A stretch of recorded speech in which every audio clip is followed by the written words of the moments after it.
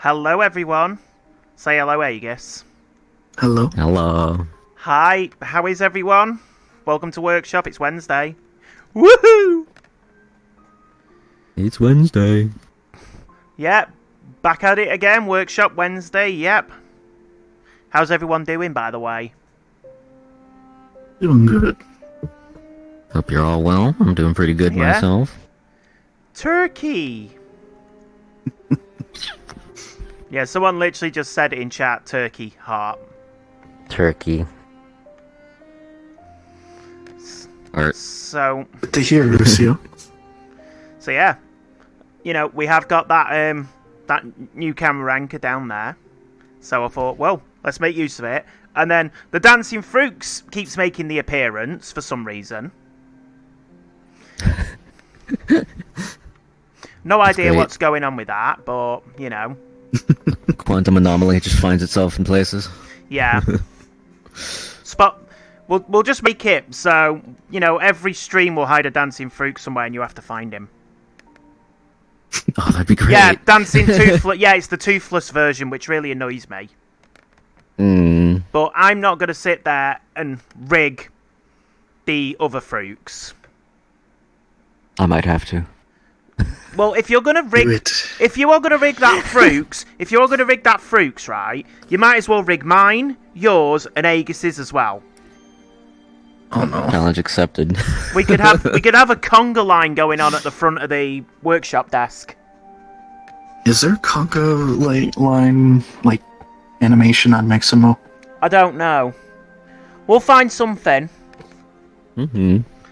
So yeah, today we're doing logics operators. The big ol' operators folder. Lots of good stuff in there. Yeah. We are actually running, by the way, out of ideas of basics to cover right now.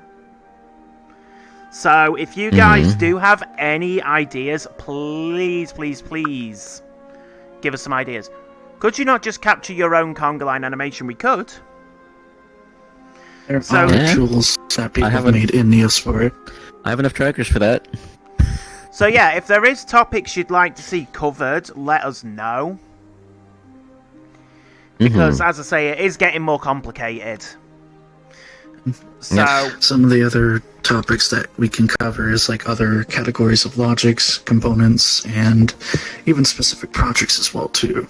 That kind of combine more things advanced. together. yeah, WebSockets, yeah, that's a funny one because you were commenting on my WebSocket stuff earlier on Twitter because I've been showing off the these control panels that I've been doing. Because if you remember, I've got one for Blood on the Clock Tower that auto switches scenes based on dynamic impulses with OBS, and this one allows me to switch the scenes as well. I actually have. That'd be an interesting one to cover. It's actually invisible, so no one can see it at the moment. But for We those do of you, cover. for those of you that have been paying attention to my Twitter, I will just quickly show this off because it is quite smart. But when we're streaming, we actually cheat. I actually cheat. I actually have a panel here, which allows me to switch all the scenes in my OBS without going into it. That's pretty cool. So I could press starting scene, and then back to the main overlay. Or We could definitely cover WebSockets. the placeholder scene. But yeah, WebSockets That we can comes in definitely. handy. I could definitely, I think with WebSockets that would definitely be a job for myself and Ryuvi more than anything. And actually, that's one thing I will be able to cover quite comprehensively. We need to feature Great. Bool Chat when we do cover it. Bloody bull chat. Okay. Anyway, we have how long have we been going? Okay, so yeah, we've literally burned like 5-10 minutes. So what we'll do is I'll give you to Ryuvi. All right, let's begin. I'm gonna float over here. And what we have to go with is all of these nodes in the operators folder, which, if you're not familiar with logics, we have a bunch of folders here on the root of the node browser and the operators folder, as you can see here too on the default one. The operators folder contains a whole lot of nodes, ranging from nodes that allow you to manipulate numbers, nodes that allow you to do matrix operations, packing and unpacking, say, float 3s, float 2s, or maybe you don't know what those are, and we can cover those as well. As well as there's a few subfolders here that we're also going to cover that cover specific things like parsing input data, and so on and so forth. Now, starting with the nodes, we have a few categories of nodes that we can cover. We have our basic math operations, including modulo, which we're actually going to cover a little bit here soon. We have our, what I'm going to call number modifiers. We can add one, subtract one, negate, square, cube, 1 minus that number, 1 divided by that number, etc.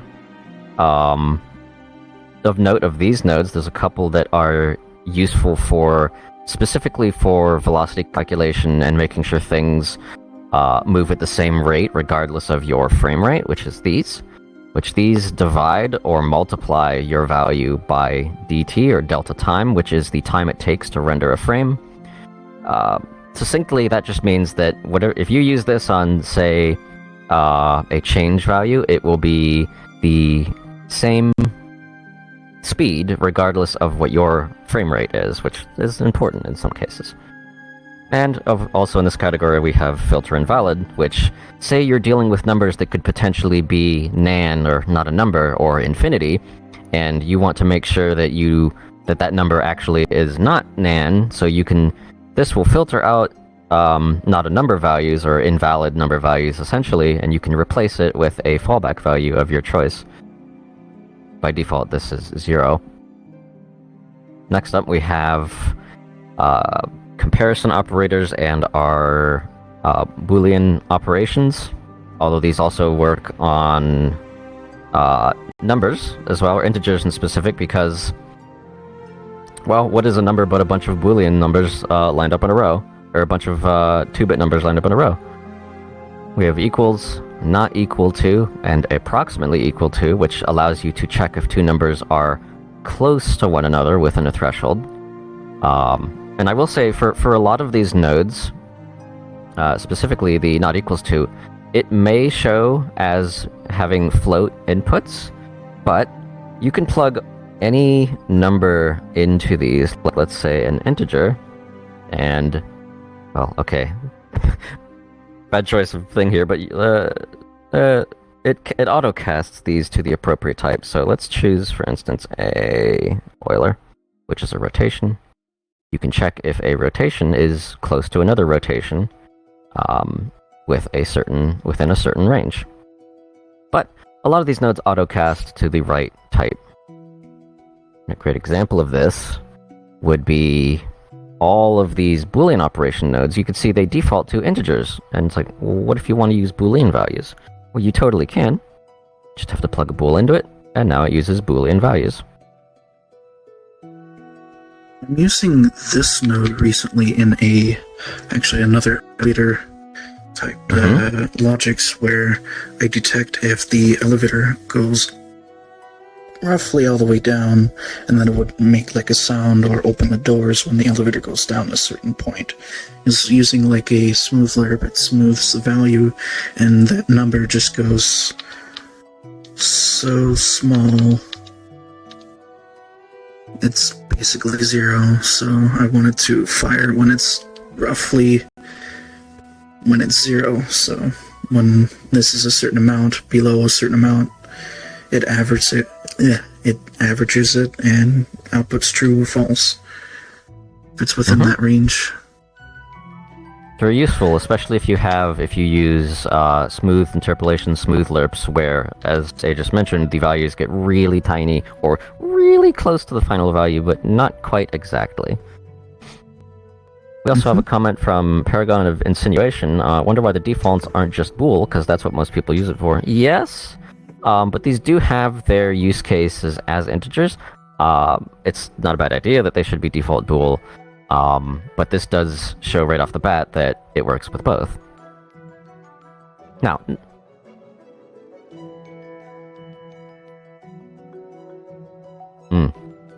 Well, I just, well, hold on. Apologies. One thing to note, by the way, with Delta Time is that on headless clients, or when you're connected to a headless client, that value can get a little bit weird. Specifically because headless clients can be running for a long time, and the T value, or the time in seconds since the session began, can get really large. So, because of that, it can reduce precision, which can affect Delta Time. Or T in general. Right now, we recently just restarted the session, so T is quite low, only 4,000 seconds, which is... It is funny, though, when we come into the workshop and we see that the fans aren't spinning. By the way, no one can see me on stream, I'm invisible. Oh. We have a ghost talking. But yes, it's easy to tell when your session has been running for a long time, because anything that moves, you can see it. It just kind of starts hitches. to jitter. As it snaps to different rotations, because it loses precision. And eventually it just... It's so much that your computer, or, well, yeah. Yes. It could also possibly happen to user-hosted sessions as well, too. Just depends on how long you have that session running. So, generally, yeah. if you need precision, restart your session. That also applies to our Delta Time values. Now, moving on, we have our greater than, less than comparison nodes, which is greater than or equal to, less than, and less than or equal to. And I didn't know where else to put this, but this is a handy-dandy, essentially a Boolean cast node. So given a Boolean value, it turns that into a 0 or a 1.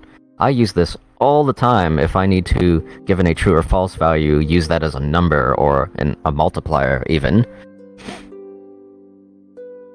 I use that as well in that elevator to lerp between up and down.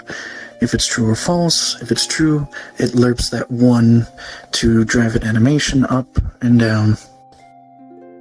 Very handy. And I also have an example of XDD, or division delta time as well. We can get to that Yep. once we're finished here. Next up, we have some nodes that I don't see used very often, at least in the work that I do, which is bit shifting. Specifically, bit shift left, right, rollover left, and rollover right. Or roll or raw, or whatever you want to call them. We actually have an example for these in a bit, so I will cover these. I will get back to these later.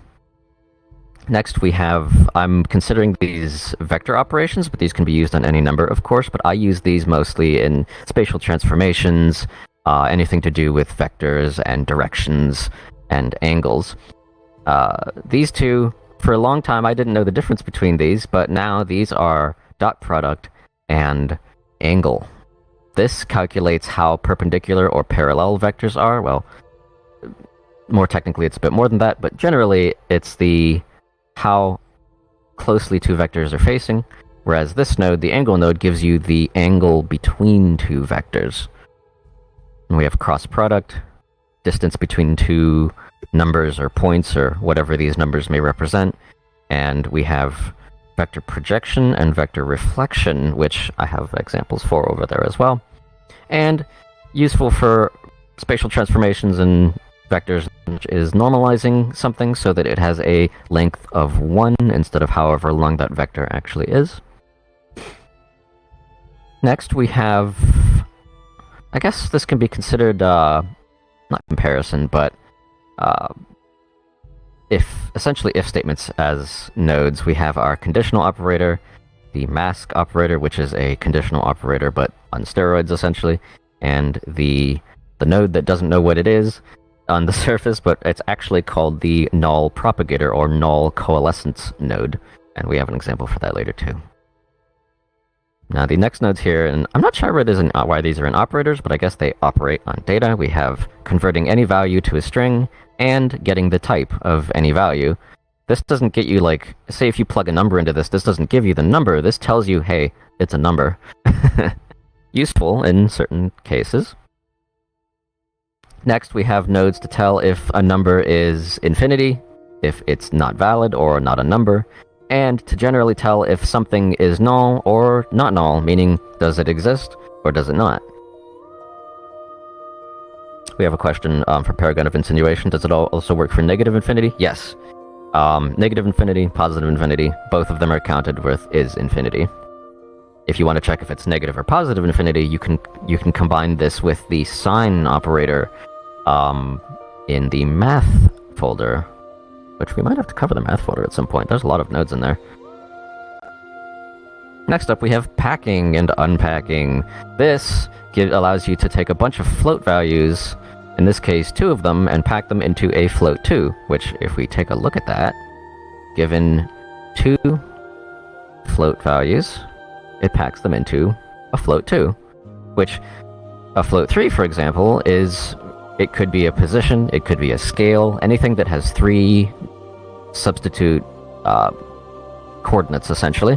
You can do XY, XYZ, and XYZW if you need something that has 4 numbers packed together.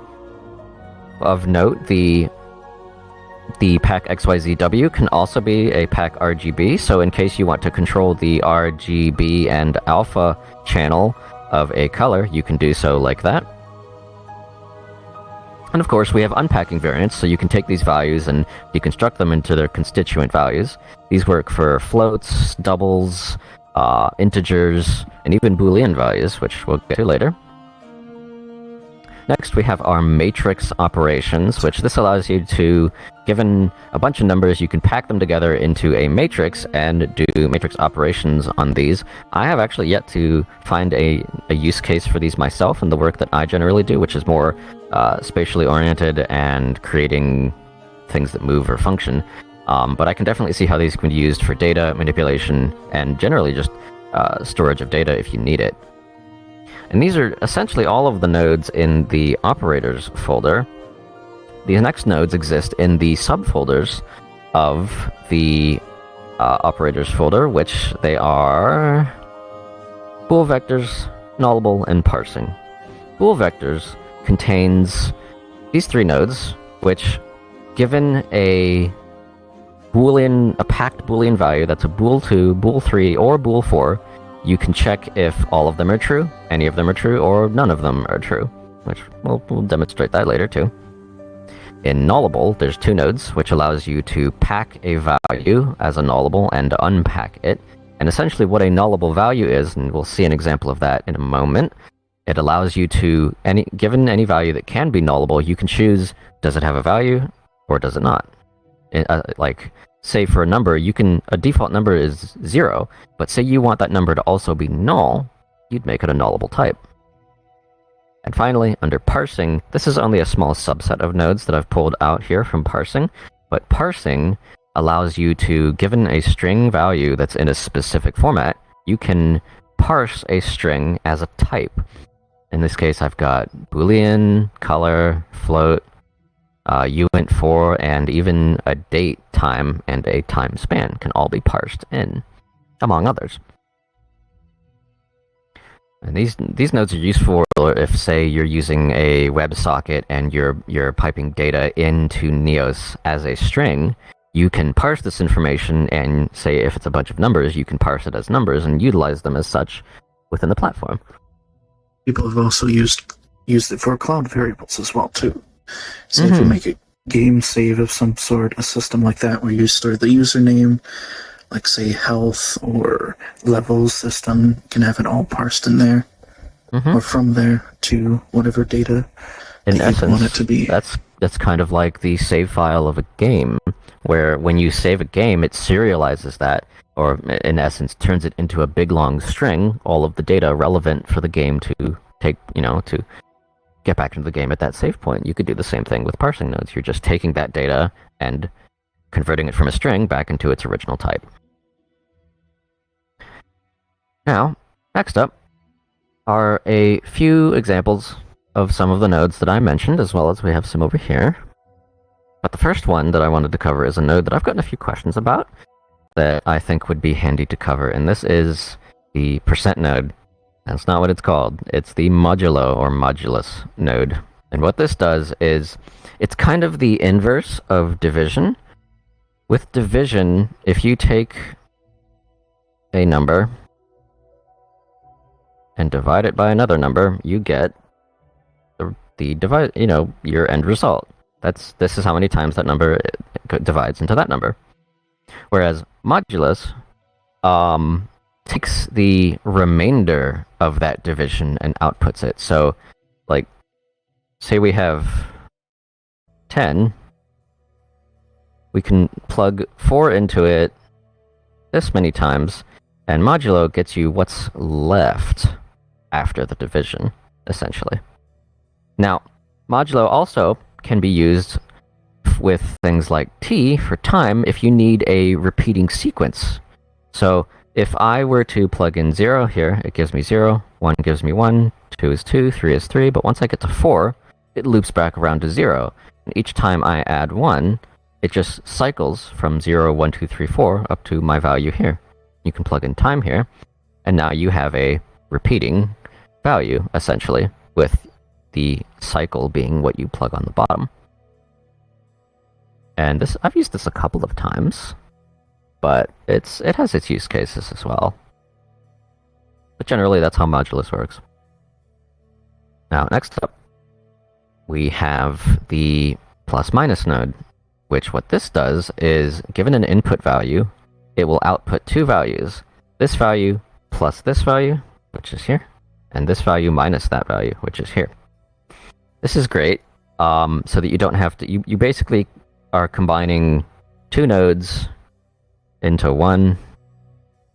These nodes are essentially the same as these two nodes here. So it saves you some time. Plus, this allows you to make it nice and pretty as well. I think this was a node that was requested and we added a while back. And I'm glad we did, because I've used it a couple of times. What it does? I did not know what it did. It's very handy. I can see why. Mm-hmm. Next up, we have the... Now, so before I name this node, a lot of folks come in and think that this node is power, because for a few programming languages out there, this caret symbol represents power, but it's actually not power. The power node is located in math. It's pow. These are fundamentally different. This is raising something to the power of something else. This is the logical operator XOR, or exclusive OR. And I bring this up because this is actually quite useful if, say you have a room that has two switches, and you want to be able to just flick the switch once to turn it on or off regardless of the state of the other. That is called a three-way switch, and this allows you to make something like that. So if you flick one switch, light turns on and turns off. But if you leave that light switch on and turn off the other one, the light also turns off, even though they're both true, or both light switches are on. The same case goes here. So this light is only on, or I should say the value here is only true, if these values are different. If they're the same, it's false.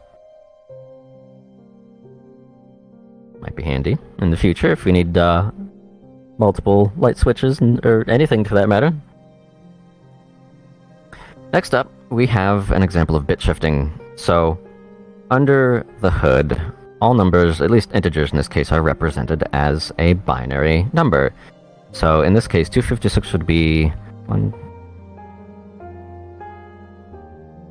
This would be 256 in binary. And what we're doing here is we want to... Let me get rid of this border and add a few zeros in front of it. What we're doing here is we're saying, okay, take this number, take these bits, and shift them once to the left. So what this does is this gives us this number, which is 256 plus a 0 at the end, which in binary, shifting the bits over by... shifting the bit to the left by a certain amount will actually multiply that value by 2, and consequently shifting to the right will shift the value this way by 1, which divides it by 2. Now, of course, you can shift them more than once. I can put in here a 2 instead of a 1, and now it shifts it 1, 2 times in either direction. And This is used in things like encryption and cryptography and a bunch of other things as well. But you can also just generally use it in a very special case where if you have a number and you need to divide or multiply it by a power of 2, you can use these nodes for that too. They also don't have to be whole powers of 2. They can be any number. Because of how binary works. Next up, we have our dot product and angle nodes. And we have a better example for dot product later. But essentially what dot product and angle does is, given, let's say this vector is this direction, and this vector is this direction, this tells you, from a range of 1 being they're pointing the same direction, and -1 they're pointing the opposite direction, how closely are they pointing in the same direction? 0 if they're perpendicular, and -1 of course if they're facing the opposite direction. Angle gives the relative angle between those 2 vectors here, or in essence these two vectors, or direction vectors I should say. This works with float 2s, float 3s, and maybe float 4s if you want to do hyperdimensional math, but we'll see. Next up, we have the projection and reflection nodes.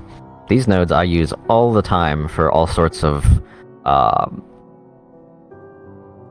just for all sorts of tools. Like say you have a line, and you have a point, and you want to get the closest point on this line, essentially down like this, to that point. You could use this for all sorts of things. Like say you have a 3D slider, then you can just move the point wherever you want, and it would project onto this axis. So essentially what project does is, given this vector that you want to project onto, we can get this vector, and what that does is exactly what we want, which is project it like that. Reflection takes a direction vector and some other vector like this one and reflects it like that, like a mirror. That's useful for, well, mirroring an assortment of things, and I've used that myself a couple of times. I would absolutely have better examples, but I did not have time today to make them. You can make a laser that bounces off mirrors using that. Actually, that's a great example. Or reflect a ball that has trajectory that bounces off. I know a user who actually made a laser that bounces, I think, up to like 20 times all around in the room, and it's really cool. Particles. Ding. Oh, it's stuck. No. This one I had something that was working with, like, While you look for that, I can move on. So next up, we have an example of the null coalescence node, or null propagation node, whichever you'd like to call it. Some people like to call it the question mark node, but whichever. What this does is, given all of the input values, it sends through the first one that exists, that is not null. So right now, it's sending through the host user, because getActiveUserSelf on this node is null. It doesn't exist. But if I grab this node, it becomes the first one in line to exist, and it sends that value through instead. So this is useful, especially for users in this case, where you need an impulse to go through on a specific user always, even if the active user doesn't exist. So this is kind of a fallback check. So in this case, if no one is holding this item, but a pulse still needs to happen, use your backup user, in this case the host user, instead. But this can be used, of course, on more than just user values, but on any value that is a reference or can be nullable, or has a null value. Next, we have an example of the null and not null nodes that we showed earlier. What this does is, like like the null coalescence, instead of propagating a value, it just tells you, hey, does this exist or does it not? For instance, I'm not grabbing the getActiveUser self node, so this value is null, so is it not null? No, it is null. If I grab it, it's true, because it has a value, because it's not null.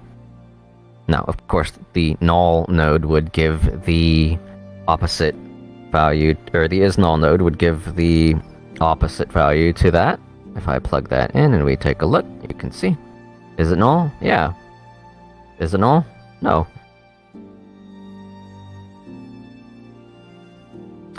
Very handy. I actually use these in almost everything I make to check if something exists or not. Next up is just a really itty-bitty demonstration. You'll notice how there is a pack RGB node. Where's the unpack RGB node? Well, you can make one if you plug a color into an unpack XYZW. Boop. It casts. Oh, it broke all my wires. And it works as you would expect. Like so. Another thing to note is there is a category as well that deals with color as well in the Logix nodes. Yes, good thing to bring up. Which that's something we'll have to color at some point. Cover at some point, because there's a lot of good nodes in there. And Wraith here provides a good point as well, that the unpack XYZW, as I had mentioned prior, and promptly forgot about, is that it also supports bool fours, and similarly, the unpack 3 and 2 nodes also support bool 3s and bool tools. Bool 2s, respectively. Words.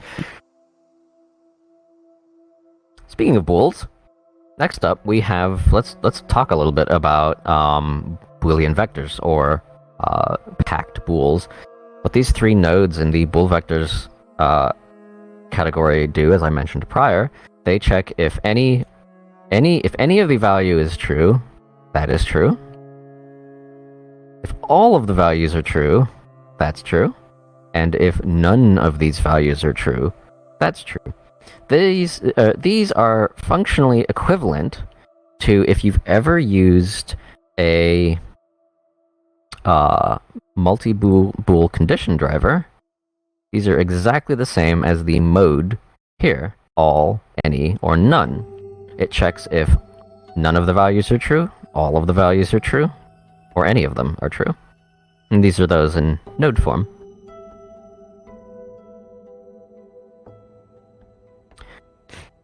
Next, I wanted to do a small example on the packing and unpacking of nullable types. Say you have an avatar that has a near clip value, let's say, 0.05, and you do something in the avatar that requires you to have a different near clipping value at some other point, but you don't want to have to go in here and change it manually. If for this value you were to try and take a value and apply it directly, it wouldn't work. Even though it looks like they're the same type, they're not. Because this is actually a float question mark. A float? What that question mark denotes is that it's a nullable type. And in the inspectors, looks like this, where you have the value and the check mark whether it exists or not, or in essence, is it null or is it not? You can see nearclip has a value, whereas farclip does not, and it's null. So to use these kind of values, you have to pack your value in using these 2 values and use that instead. So, for example, I'll cast this to a pack float, although it looks like a question, it's not. And let's say I want this to be 0.07. And does it exist? Yes. Now, one thing to note is that nullable types have a very translucent Logix wire, and that's how you can tell it's nullable versus, say, a normal float. Now, with this value, you plug this into, say, the near clip here, and we can see it derives it appropriately. So now, through Logix, I can change this value like if it were any other value, and even set it to not null, so that it has no value at all, and I can choose for it to have a value whenever I want. I've had used this a couple of times on some other avatars. But yeah, there are a couple of other cases where nullable values are used and you'd need to do this, but they're few and far between. But if you ever find a need for it, that's how you do it. And I guess while we're here, consequently, if you pack a nullable and you need to use it, you can unpack it. And here you have access to the value and if it exists or not. Next up, we have parsing. And in specific, I wanted to cover parsing a color because a lot of folks I've noticed don't necessarily yet know the parsing format for colors or numbers or anything that is a list of values. And I'll remake this. Essentially, your value is in square brackets, and your first value is just your value. So let's say 0.25, and your value is not comma separated, but semicolon separated. So let's say 0.25, 0.5, 0.75, and 1, and when I enter that in, we have a valid color. Now, for all parsing nodes, this also tells you if the value is parsed or not, so if for some reason it didn't parse its value, that will be false. And for some parsing nodes, like parse float, you'll see a third input here, which is the number style. So if I input here, let's say 123.45678, we have a number. Yes, that's the general gist to it. That can be RGBA, XYZW, XYZ, whatever. And for other parsing nodes, there are other ways to format the data, like for a datetime, but there are standards that can be referenced for that. Oh, never mind. For float, there are two inputs, not one. Two extra inputs. Sorry. We have the number style and the format provider. If you don't provide either, it parses the number as it reads it. But the number style allows you to choose what kind of a number this is. Whether you can allow a leading white space, allow a sign, is it an integer, allow a decimal point, there it is. It's a number, which a number formats it to specifically 4 decimal points. And as a float, as a currency, although that should be 2 decimal points, I don't know why it's anymore. And, ooh, I broke it. Say you have a hex number, which is, let's say, A84B, which is a hex number. I broke that. Let's fix that. Ooh, it doesn't like that. It's secondary on it. Oh, it's because it's a float. Okay, hold on.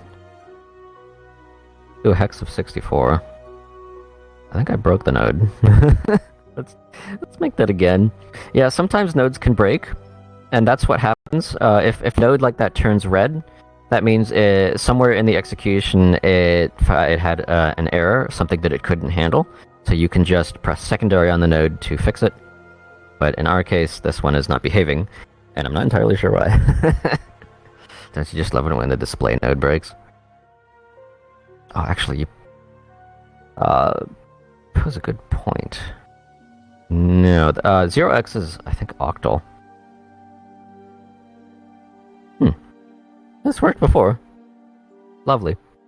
Anyhow, essentially what this does is this allows you to choose the number format if you need to parse it as, say, a hex number or something else. Format provider.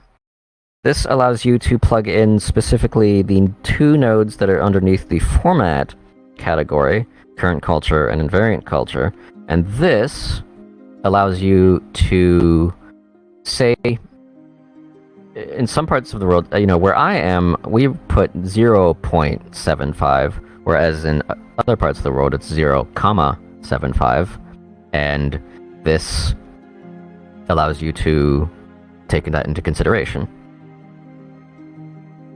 Now, stepping back a moment, back to dot product over here.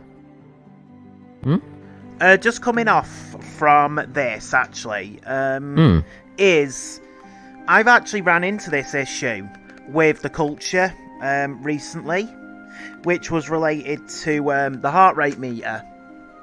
And Techno, who is from somewhere in Europe, their numbers were being formatted with commas, whereas I was pushing them as points. And I think it was an issue with Windows, actually, where it was sending the values with commas. So, that is a good example of that, using the culture to figure out exactly what is the decimal holder, if it's the comma or if it's a point. So... we also used to parse numbers with hundredth separators. Yes. Which are also swapped, I think, in certain cultures. And there he goes.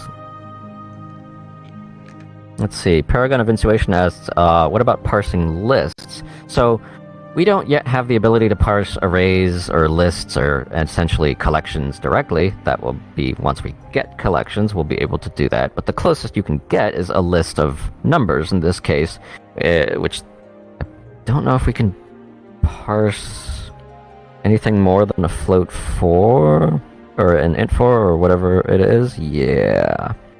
So I could take a float 4 here, for example, and plug in 4 values, and there it is.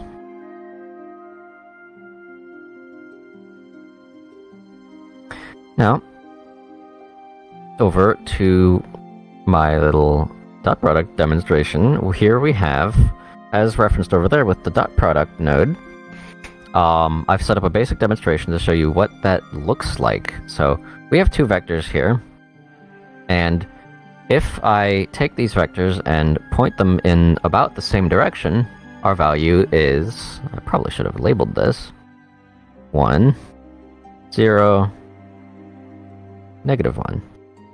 Our value is 1.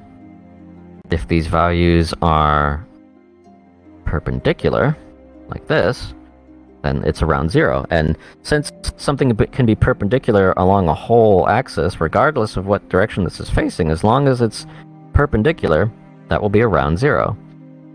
And if these are facing the opposite direction, then it's -1. You can kind of play with these and see how this interacts and such.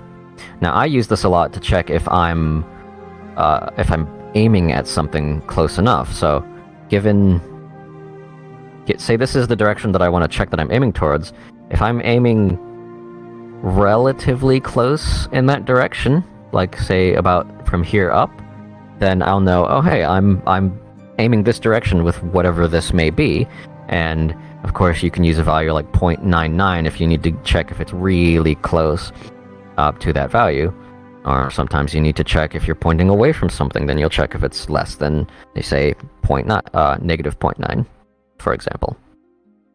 Now, in this case, this is just using normalized direction values, which is a vector with a length of 1 instead of, say, a vector with a length of, 2.3 or whatever.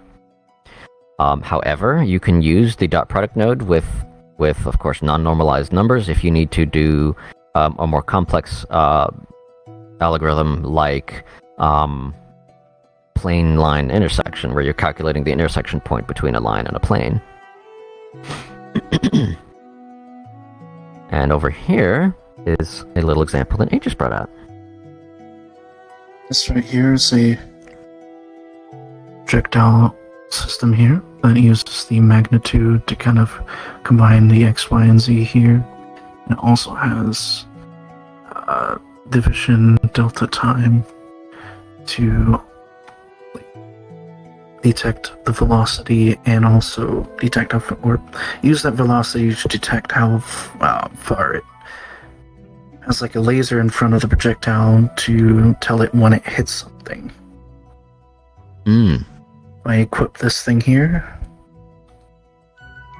I think I just looked at the logics too, but Yes, you did. you can see the debug visuals, and I'm telling it like it hits something, and it Which just is- places an object there too. In this case, what that's doing is, say this object moved this much in one frame, then it will take its velocity and make the detection distance in front of it longer or shorter, depending on how quickly it's moving. Based on velocity, which this is the most general use case that I see this being used is by using velocity, which you can get velocity by taking the change or the delta in position, which in this case you are. Then you're dividing by dt to make sure it's the same across frame rate, and you're using that to drive something. Good example. Mm-hmm. Okay. I'm not sure if this was the updated one with the reflect node. Dang. It wasn't. Pretty I'll nonetheless. have to update. As you can probably guess what it's gonna do, it's gonna have like a laser that bounces off multiple walls. So Well, you can use the reflect node for that. But in general, since all of this has been covered here, in general, the operators folder for Logix contains a lot of very handy nodes. They're kind of the basis of a lot of, at least for me, a basis of a lot of the Logix graphs and creations that I construct. Granted, at first some of these symbols might not be the most intuitive if you're not a programmer, but I hope that today's stream has helped you better understand these. And of course, the world will be open for an hour after the stream, so if you have any further questions about any of these funny eldritch symbols, do come in and ask. I've also Alright. seen this node used in multiple vehicles as well too. Yes, that node, I believe, works well with physics-based things, or things that you want to use to simulate physics, I should say. And other types of projectiles as well too. Okay. That about covers it. We can head behind the desk, and now is the time. If you have any questions about any of the nodes or things that we just covered, do ask. You're on the wrong side, Aegis. There we go. We have, Presto the Music Man says, I've never messed with NEOS nodes programming, but messing with circuits in Rec Room and Udon and VRChat, this makes me want to try this one day and see what I can get working. Yeah, I very much recommend it. It's really, at least for me, it's addicting to Logix is horrible. I hate it. I hate Logix because the problem is, you then suffer from Lost Night syndrome. Yeah, I'm just gonna finish this one bit of Logix. You know, I'm just gonna finish this little bit, and then you look at the clock and you're like, "Where have the past 4 hours just gone?" That happens more often than you might think. Yeah, it could be quite bad. Yeah, it turns into a 5-hour project. Well, yeah, that 5-minute job that you were planning turns into a 5-hour project. Or you'll try and start a project and realize, oh, this goes much deeper down the rabbit hole than I expected. Yeah, And then you look at an older project, I could do this better, and then you end up updating it, and then someone else is like, wait, I could do that? I've been doing it wrong the whole time, but it does the same thing. Yeah. It's one of those, though, where you look at some of your old Logix and you're like, what the hell was I doing? It's like you've done something in 10 Logix nodes, and you look at it and you go, why did I do that with 10 nodes? I could do it with 3. or components. Efficiency. Yeah. Components does not always mean efficiency. Here we go. Components Here's a are question, by the way, from Logic nodes. Rusio. Logic nodes are components. Do you know if anyone has a collection of physics/trig examples that help to simplify such things like the dot product, angle, cross product, reflection of various math operations like converting vectors, transforms, etc.? No, I don't actually. I don't either. Maybe that's something I should work on at some point, or I was going to or whatever is say, to. that's something we probably could do on... Actually, you know what? We could do that on a stream. Indeed, we could. There you go. You've Stream just given us a stream idea, Rusio. We'll actually make a bunch of examples on stream. And they'll be available in here and in the workshop. We'll folder. write it down. Yes, write it down. Yeah, write that down in our group chat later. I think another one that we should cover as well that might also tie into those examples is the math category. There's so many different examples yes. of logics that I have that uses nodes from the math category. Yeah, the math, all Me too. all the stuff for maths and everything always confuses me because I just look at it and I'm like, no. Yeah, I got that when I started Logix, but there's still a couple of nodes in there that I don't use very often, but that would be a fantastic thing to cover, I think. Yeah. Well, it's like, as I say, just for today, for example, some of the stuff that's in the operator section, I've never used before, or, I was saying to you, actually, you know, I was trying to figure out what a node was, and it was the carrot that I needed, but I didn't know what that did. So, it was like, oh, and I just sat there going through nodes, trying each one by one, seeing what they did, until I found the one I needed. And now you know what it does. I mean, I the stupid thing realise- is, I could have gone and looked on the wiki, but Yeah. what's the fun in that? Yeah. Seeker says, I'd love to see more category coverage. I agree. I think it would be a useful resource Well- to cover more of the commonly covered. Well, as I Published. say, we have gone over, we have been picking categories. We've done flow from there. And actions. Yeah, we've done flow and actions. And we just And now did operators. We've done operators. The problem is, some of these ones, you can't really get an hour out of them, so we need to do like 2 or 3 at once. I'd say the math I mean, category, though, might yeah. be the opposite. The just problem looking is, at the the difference. problem is of though, nodes. some of them are so basic that I don't feel they do need covering. They're self-explanatory, a lot of Yeah. them. A lot of logics is self-explanatory, which is good. But when it, as I say, when it comes down to some of these more advanced nodes like dot product and stuff like that, you definitely do benefit from having some guidance on that one. And simply we can note where they are and what you can use them for as well, too. Yeah. And if you ever can't find a node, you can also just ask me. I've memorized the whole thing. I've put too much time into this, have I? You have. I Good. believe also the wiki has been updated over time with Yes. like locations of nodes and Yeah. Yeah, the What they- wiki's always a valuable source of information. So, as I say, I don't use the wiki enough. Yeah, I need to use it more, honestly. I need to actually add to the wiki. how to add There's a lot of examples to knowledge the I could put wiki. there. Every node needs an example, and I've been thinking about doing that. Yeah, if you add an example, that doesn't mean someone else can add an example too of it. It's just Yeah. more examples of it. Add Say things with, to the like- wiki. You can. Videos are always good.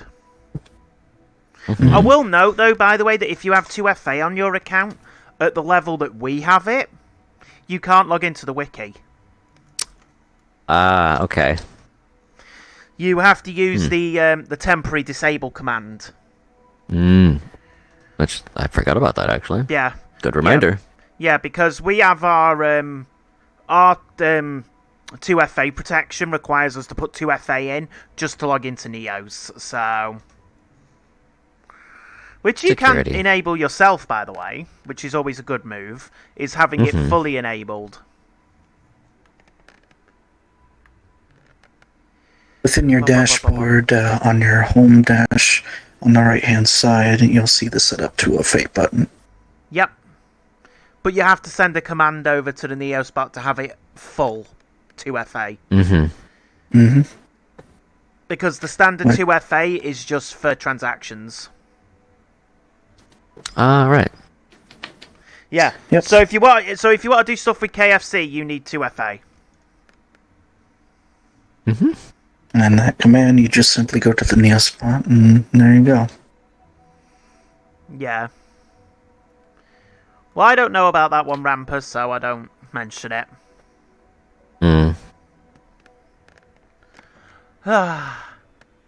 So yeah, are we gonna do math? Are we gonna do the maths next week then? Or well, next Or week. should we do next 2 weeks, should I say? do Or you think? do we do the examples? I'm thinking... Because the one for maths might be a 2-parter. Potentially. I say we start with covering I say we can. Next time we have the stream, we can cover the math folder, and then I think after that we can do some examples. Yeah, sounds good. Yeah, we'll do the maths folder then. The examples could cover some more advanced stuff too when it comes to setting up examples, projects, small little projects here and there. Applying it to actual things that you make. Because math can be used from really simple things to very complicated things. Math is everywhere. Yeah, definitely. Right, so ding. Time. That's midnight. However, I do need to go about 40 seconds longer. Okay. But I can still run the credits now, so thanks all for watching. This has been the workshop once again. Thank you to Aegis and Ryuvi for helping cover here, our operators in Neos. We will return in 2 weeks. And just remember, you can recap and rewatch all of the Workshop Wednesday streams on YouTube. Just search for Workshop Wednesdays or look on at Fruxius's YouTube channel. There's a playlist there with all of them. I believe the mainstream on Friday is going around Creator Jam. Ooh. Worlds. Yeah, I think they're reviewing all the Creator Jam for the past month. That'll be fun. Yeah, because it's a bit weird because there's 5 Fridays this month. Oh, interesting. So, yeah, it's one of those weird months where we get 5 Fridays. Those streams get a bit funky. But yeah, as Ryuvi said earlier, the world will be open for an hour after the stream. So please feel free to come join us, ask questions, just chill out with us and all that. If you need any help with anything, we'll more than happily try and do our best to assist you. So yeah, it's goodbye from me. Bye-bye. And bye-bye from Aegis. So long. Take care. Wow, I think my WebSocket's just broke. Oh no. Oh no. Have a good one, everyone. Yep, the WebSocket's crashed. Oh well, there we go. Oh well. There we go.